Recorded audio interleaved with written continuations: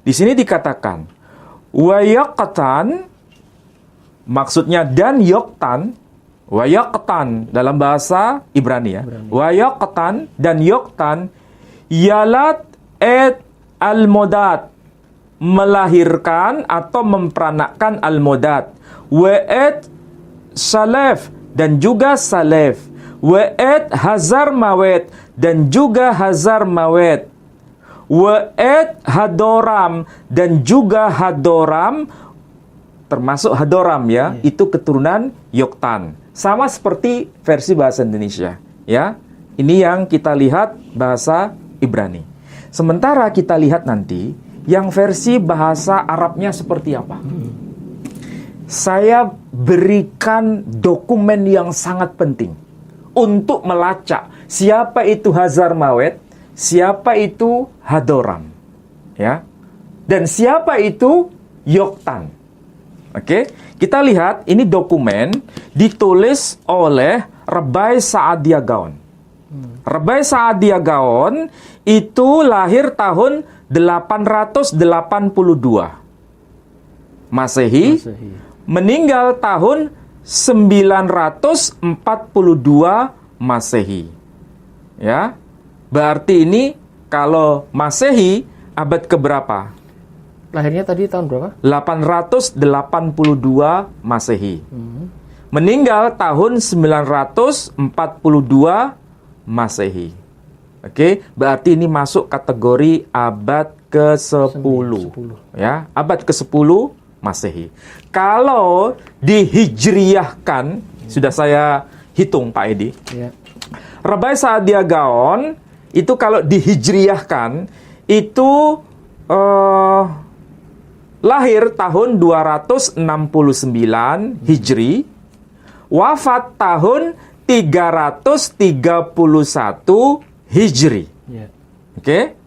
Ternyata Rabbi Saadia Gaon itu masa kehidupannya sezaman dengan tokoh yang sedang diributkan itu. Siapa itu? Ubaidillah bin Ahmad al-Abah. Ubaidillah yang disebut sebagai Imam Ubaidillah, ya, yang hidup di kawasan di Yaman. Beliau lahir tahun 295, meninggal tahun 383 Hijri. Berarti sezaman dengan Rabbi Saadia Gaon. Hanya beda lokasi. Kalau Rabbi Saadia Gaon hidup di wilayah Irak, di kawasan Irak.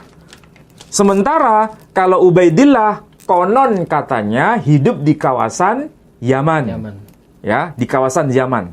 Tapi apa yang dikatakan oleh Rabbi Saadia Gaon, dia memotret kawasan-kawasan semenanjung Arabia yang sebenarnya itu juga menjelaskan kawasan Hijaz, kawasan Najd, dan kawasan Yaman. Dia paparkan melalui Taurat dalam terjemahan bahasa Arabnya. Ya. Sebelum saya bahas, siapa itu Rabbi Saadia Gaon? Dari sisi nasab, Rabbi Saadia Gaon itu ternyata keturunan dari seorang tokoh yang bernama Shela. Shela putra Yehuda, dan ini putra keempat dari Yakov. Dan ini berarti bukan tokoh main-main. Dan itu termaktub dalam Sefer Hagalui. Jadi ini tokoh besar, nasabnya jelas. Siapa ini tokoh? Nabi Yakub itu ya. Berarti ini bukan orang biasa. Ini anaknya Nabi itu. Seorang yang bisa dikatakan sebagai tokoh sentral, makanya disebut sebagai Gaon. Namanya Rabbi Saadia. Gaon itu gelar. Kalau bahasa kita itu sama dengan mujtahid mutlak dalam tradisi Yahudi. Nasabnya jelas. Nasabnya jelas. Dan dia memiliki kedudukan sebagai seorang Gaon. Kalau bahasa tradisi Islam sama dengan mujtahid, Pak Idi. Sama dengan Imam Syafi'i itu mujtahid. Imam Maliki mujtahid. Imam Hanafi itu mujtahid. Ya. Ini ambil kesamaannya. Nah, oke. Apa yang tertulis dalam karya beliau yang bahasa Arab ini? Saya coba baca dalam versi bahasa Arabnya. ketika menjelaskan siapa itu Yoktan dalam bahasa Ibrani. Di sini kalau dalam bahasa Arabnya dia tulis apa? Waqahtan. Jadi dalam bahasa Arab itu Yoktan, Ditulis kok. yang Ibrani ya. Iya. Tertulis Yoktan, bahasa Arabnya itu Waqahtan. Iya. Aulada al-modat, memperanakkan al-modat, wasyalif dan juga salif, wa hadramaut dan juga hadramaut. Jadi kalau bahasa Ibraninya Hazarmawet, bahasa Ibraninya hadramaut. Tapi kalau saya baca komentar-komentar para netizen, ada yang berkata hadramaut itu dengan Hazarmawet itu berbeda. Kadang saya berpikir begini, ini orang yang cerdas, Atau nggak tapi ngerti. orang yang apakah orang yang tidak paham? Jadi sebenarnya dia itu ngerti bahasa atau tidak? Iya. Mengerti bahasa Ibrani? Apakah tidak mengerti bahasa Ibrani? Mengerti bahasa Arab atau memang tidak mengerti bahasa Arab? Padahal kalau disebut Hazarmawet itu memang bahasa Ibrani. Hadramaut itu bahasa Arab. Sama seperti orang berkata Abraham dengan Ibrahim itu Ibrahim, beda orang atau sama? Iya, sama. Ibrahim itu bahasa Arab. Iya, Abraham. Dalam Quran juga disebut Ibrahim. Jadi antara Ibrahim dan Ibrahim itu tokohnya satu. Sama. Sama-sama termaktub dalam Al-Quranul Karim. Hanya beda kiroah. Satu kiroah Hafiz, yang satu kiroah Hisham. Pakai istilah Ibrahim. Sementara Abraham bahasa Ibrani. Tapi tokohnya tetap satu. Sama. Gitu kan? Seperti dengan Hadramaut tadi. Sama dengan Hazarmawet dan Hadramaut. Hadramaut. Kemudian Yoktan disapa dengan sebutan Qahtan. Oke? Ya. Wa Hadramaut, wa Yarih, wa Haduram. Dia pakai istilah tetap Haduram. Tapi ada indikasi bahwa dalam pelafalan bahasa Sabean disebut dengan sebutan Jurhum. Dalam bahasa Sabean ya. Bahasa Sabean itu apa? Bahasa Arab khas Yaman. Bahasa Arab khas Yaman. Menyebutnya apa? Jurhum. Ya, Jurhum. Kalau Hadoram itu bahasa versi Ibraninya. Jadi ada istilah Hadoram, itu juga keturunan Yoktan. Masih bersaudara kandung dengan Hazarmawet atau Hadramaut. Wadikla, wa Uzal. Ya. Jadi ini semua adalah anak-anak keturunan dari siapa? Yoktan atau Qahtan. Nah, masalahnya mereka itu wilayah kekuasaannya itu sampai kemana? Iya. Nah, di sini dikatakan Pak Edi, ayat 30, beliau jelaskan ya. Wa kana maskanuhu min Makkah ila an taji'a ila al-Madinah ila al-Jabal Syarqi. Jadi kekuasaan mereka, kediaman mereka, tempat yang mereka diami, yang mereka kuasai itu dari Makkah hingga ke kawasan Madinah hingga ke kawasan pegunungan sebelah timur. Ini penjelasan dari Rebai Saadia Gaon. Beliau hidup pada abad keberapa? Iya. Abad keberapa tadi? 331. Abad ke-10 Masehi. Iya. Oke. Kalau dihijriahkan sama dengan abad ke-4 Hijri. Iya. Oke. Satu zaman dengan Ubaidillah. Satu zaman dengan Ubaidillah, bahkan satu zaman dengan tokoh Muslim sendiri. Siapa itu? Ini. Abil Mundhir Hisham bin Muhammad ibn Sa'ib al-Kalbi. Beliau meninggal tahun 304 Hijri. Jadi, beliau penulis kitab Al-Asnam, kitab berhala. Oh, ini kitab berhala. Ini kitab berhala. Jadi orang-orang penyembah-penyembah berhala waktu itu kan memang banyak ya, yang Ya. masuk ke Mekah, bahkan banyak dipajang di Ka'bah-Ka'bah. Itu gimana ya kisahnya ini? Nah, ini belum saya jelaskan ya. Kita baru bahas mengenai kawasan wilayah yang dikuasai oleh suku-suku keturunan Yoktan. Iya. Kaum Arab Yaman ini.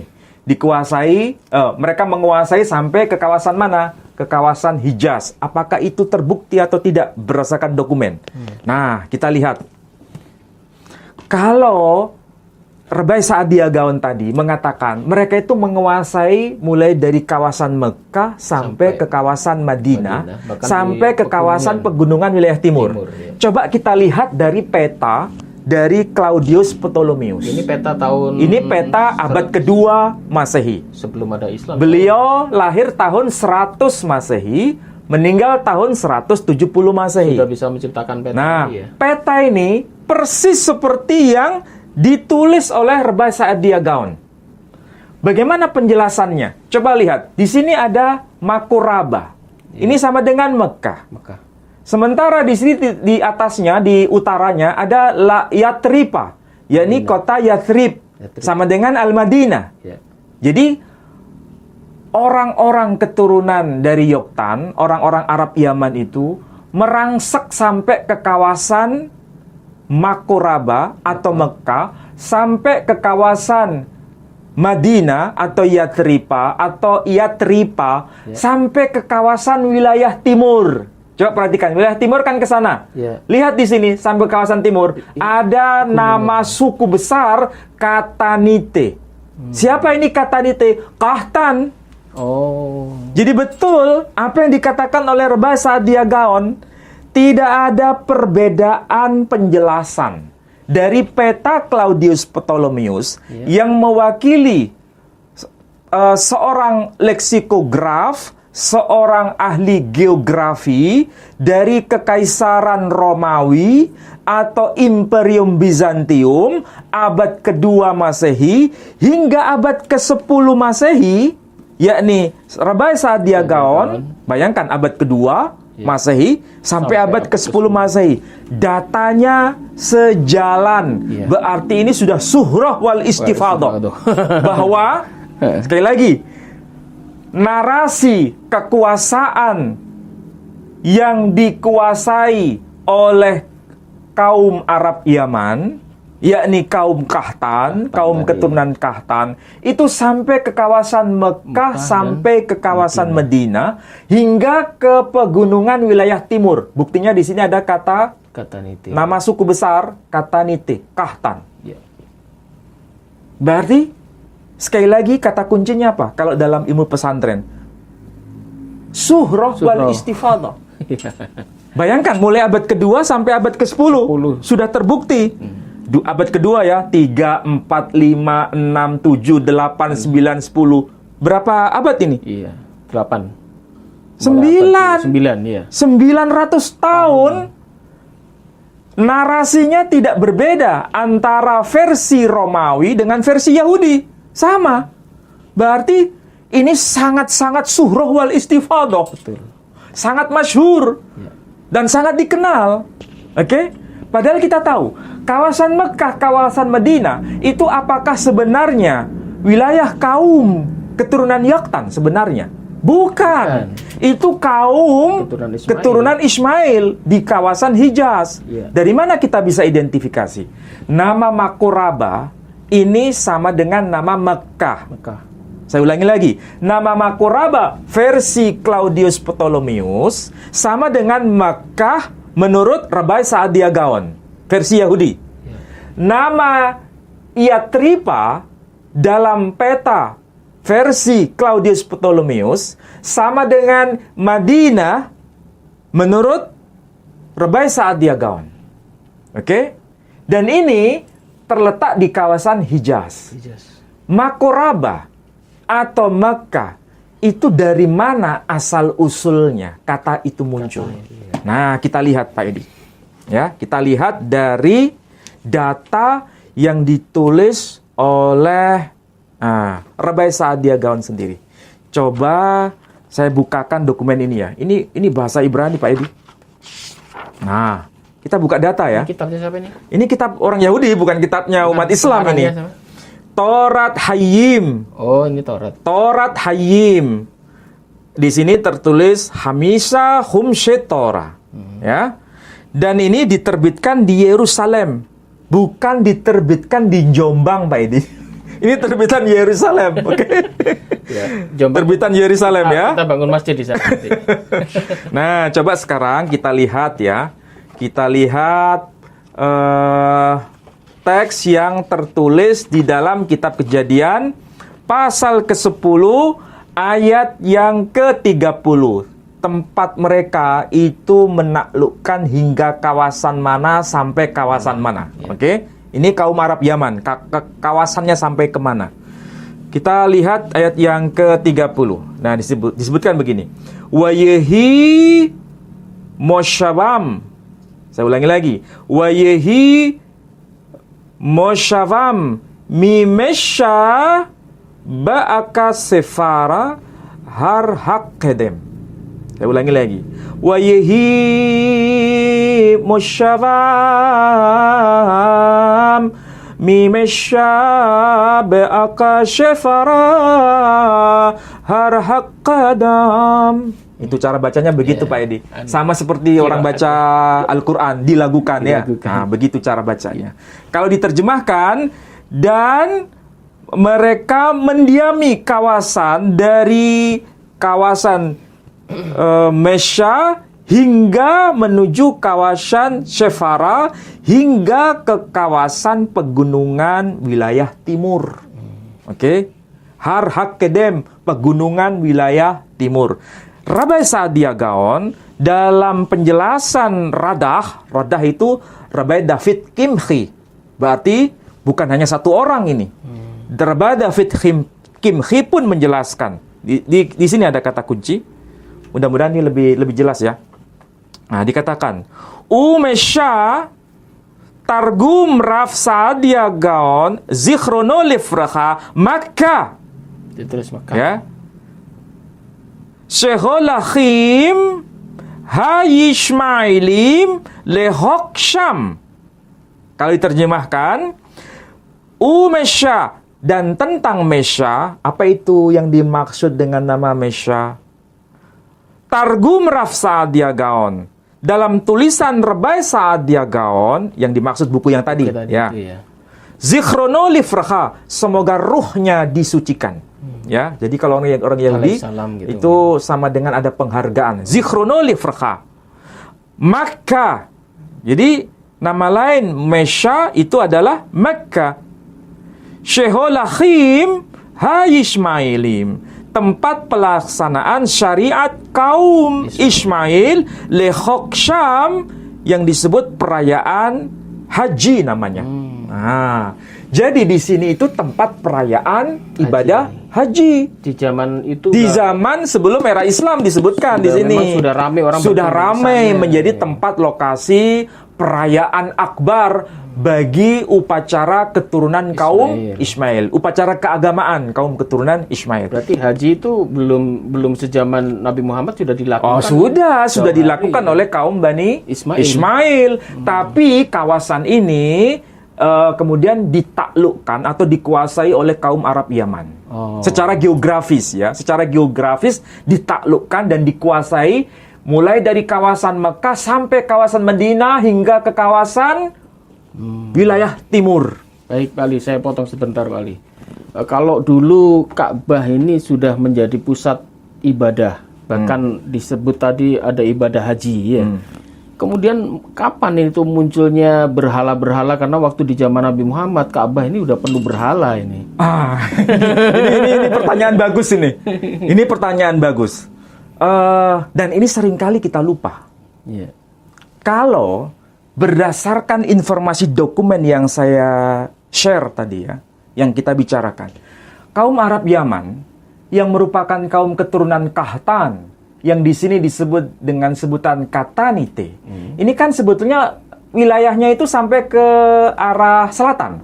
Makanya ada nama Hadramaut, ya kan? Di bawah. Yang kemarin kita bahas itu Hadramonitai. Nah, coba cek yang di baru ya. Ya. Di sini coba. Ini kan kawasan paling selatan ya. Ada Katramonitai. Ya, Katramonitai. Kalau yang sebelah sini, ini wilayah Hijaz, Pak Edi. Makanya di sini ada suku besar yang namanya Kasanitai. Kasanitai itu Bani Qais. Kalau Katanitai, Bani Kahtan. Kalau Hadramonitai, itu Bani Hadramaut. Itu untuk 12 putra Ismail itu tersebar di sini, Pak. Tersebar di wilayah Hijaz dan tersebar di wilayah Najd. Nah, coba agak ke atas. Nah, di sini ada suku yang disebut suku Asateni. Ya, ini Bani Asad. Keturunan Dan Ismail. itu keturunan Ismail. Jadi keturunan Ismail itu di wilayah wilayah Hijaz dan wilayah Najd. Bahkan di sini tertulis ada nama kawasan yang disebut Katara, yang sekarang menjadi negara Qatar. Oh, Jadi berarti sebetulnya Qatar itu sudah eksis pada abad kedua, nama itu sudah ada. Tahun 200 sudah ada. Iya. Qatar. Jadi sekarang itu bukan negara yang baru, Qatar itu ya. negara lama, tapi kerajaan waktu lama dulu ya. Berarti munculnya sama dengan Mekah dan Madinah. Oh iya, Qatar. sezaman ini. Termasuk Makuraba, Yatripa, ya kan? Iya. Ini luar biasa nih dokumen Pak Edi. Cuma masalahnya kita nggak akrab dengan dokumen. Padahal kayak ini begini. dilukis pada tahun 200-an tadi ya. Iya, ini map yang diperbarui, bentuknya Yang tampilan. tadi yang ya. aslinya kan burung tapi, ini ya. Ya, tapi ini yang lama. Yang lama ya. Tapi namanya tetap sama. Iya. Ya. Makanya di diperbarui sini namanya ya. Maka di sini coba yang lama. Nah, di sini muncul Iolisite. Ini Bani Ilyas. Oh. Jadi Iolisite, Bani Ilyas, keturunan siapa? Nabi Ilyas. Keturunan Nabi Ismail sama. Oh, maksudnya Nabi. Bukan Nabi Ilyas. Oh, namanya. Kan ya. ada Fikhr bin Malik bin Nadir bin Kinanah bin Khuzaimah bin Mudrika bin Ilyas bin Mudor bin Nizar bin Ma'ad bin Adnan dan seterusnya, ya kan? Bani Ilyas ini Iolisite, ini Asateni, Bani Asad, ini Tamim, Bani Tamim, keturunan Ismail semua. Jadi keturunan Ismail itu menyebar ke sini. Tapi keturunan Yoktan yang sebetulnya ke kawasan agak selatan ini merangsek sampai ke kawasan kaum Bani Ismail. Secara geografis dikontrol, dikuasai. Ya, ini baru wilayah. Tetapi secara teologis, secara teologis, secara keagamaan, ini kan pusat ini. Pusat keagamaan. Tapi ini kan sebetulnya pelaksanaan ibadah haji kalau menurut catatan dari kalangan Yahudi. Dan itu tidak ada berhala, Pak Edi. Masih belum Kaum ada. Bani Ismail itu perayaannya tanpa melalui penyembahan berhala. Terus munculnya pertanyaannya kapan mulai penyembahan berhala itu ada? Iya. Ternyata penyembahan berhala itu mulai muncul, diperkenalkan oleh seorang tokoh yang berasal dari kalangan kaum Arab Yaman. Dari mana kita dapat informasi? Dari kitab Al-Asnam. Ini kitab apa nih? Ini kitab Al-Asnam itu kalau diterjemahkan kitab berhala. Oh. Jadi kalau kitab berhala ini ada satu tokoh. Ini ditulis tahun berapa ini? Hah? Ditulis tahun? Ini penulisnya Al-Kalbi meninggal wafat tahun 304 Masehi. Berarti buku ini ditulis tahun 300. 304 Masehi. Ini sezaman dengan Imam Ubaidillah yang katanya Imam Ubaidillah meninggal tahun berapa? 383 Hijri. Ini 304 Hijri sudah meninggal. Berarti sebelum Ubaidillah itu meninggal, buku ini sudah ditulis. Iya. Sudah ditulis. Tapi ini cetakan baru. Ya, ini cetakan baru. Tapi ini buku lama. Tapi manuskripnya lama. Karena penulisnya aja meninggal tahun 304 Hijri. Sezaman juga dengan Rabai Sa'adiyah Gaon. Ini menceritakan masalah berhala-berhala. Iya, berhala-berhala itu masuk ke kawasan Mekah, diperkenalkan menjadi sesuatu agama yang menyimpang, yang baru, itu oleh seorang tokoh yang bernama Amru bin Harith. Dan ini berasal dari komunitas yang disebut Bani Jurhum. Siapa itu Bani Jurhum? Sama dengan Hadoram. Siapa itu Hadoram? Saudara kandung dari Hazar Mawet, Hadramaut. Anak keturunan siapa? Anak keturunan Kahtan, orang-orang Arab Yaman.